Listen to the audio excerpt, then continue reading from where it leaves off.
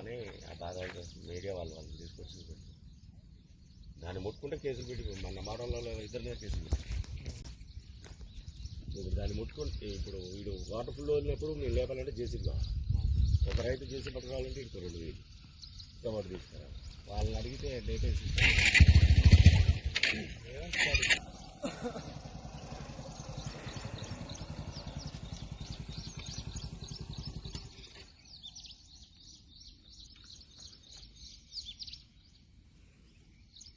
వాళ్ళది ఇటు బాటకే ఉన్నారా?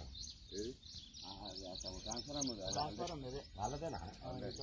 అవసరం ఇట్లా 2 పక్కలు.